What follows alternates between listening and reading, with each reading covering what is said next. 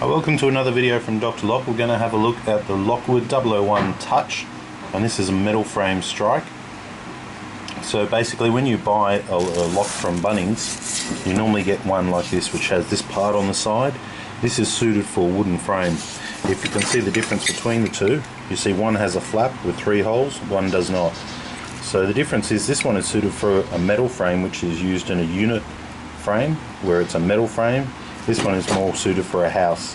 So if you bought a Lockwood 001 or 001 Touch from your hardware or somewhere else, and you find it comes with this particular part here, and you're trying to install it on your unit front door, what you're going to need is you're going to need a metal frame strike.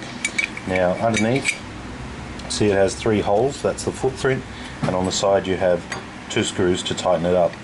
Now let's say for example you bought a Lockwood 001 Touch and you want to use it on your unit front door. They'll come out with a part like this with this flap, but it's going to be this size here, so that won't be suitable for you. Using a Lockwood 001 Touch is suitable for a unit front door as a secondary lock, and I believe from what Lockwood has told me that it has a fire rating as a secondary lock. So if you're changing your Lockwood 001 on your unit front door and you want to put the Lockwood Touch on, you're going to need this part here. You'll probably get one that's like this with the flap, and you can't install that on a unit because it's got a metal frame. So this is a metal frame striker plate for a Lockwood 001 Touch, and this will go in place of this one here. As you see, it has the carriage underneath, and this one here also has the same carriage underneath. So it has the exact same footprint. As you can see, it uses the same part. The difference here is basically the housing. So when you're installing a Lockwood 001 Touch on a unit, you would take this part off here. You could use your old one if you wanted, and you would simply just put this part straight over the top. Now I'll give you a look underneath at this part. This is the part here. This is your standard one. So you can see there's quite a difference in size. Now the Lockwood 001 Touch has a lock on the back of the door which is this size here. So if you were to use this one here, it wouldn't look very nice. I'll give you some sizes one moment.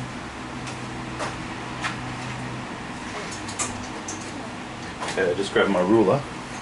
So the size on this particular one here, from top to bottom, is you're looking about 124 millimeters, 124 mil.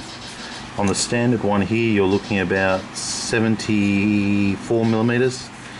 The width of this one here, you're looking about 30 millimeters. On the standard one, you're looking about 31. No, sorry, they're both 31. The footprint here and these holes are actually identical. It's this one here that's in the wrong spot. So if I were to take this one out and this one out, as you can see, they're both the same part. They have holes here in the same spot. The holes here line up as well, so you can see they're straight through, and on that side they're the same, on that side they're the same. So this is the metal frame strike, and this is the wooden frame strike.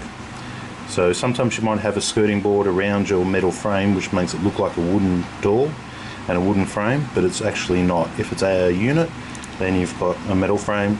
If it's a house, it's most likely a wooden frame. So you can buy this part from our lock shop. It comes just like this. It comes with the installation screws. You can buy the lock from us as well, or if you bought one from a hardware and you just want to install it on your unit, you would need to buy this part here.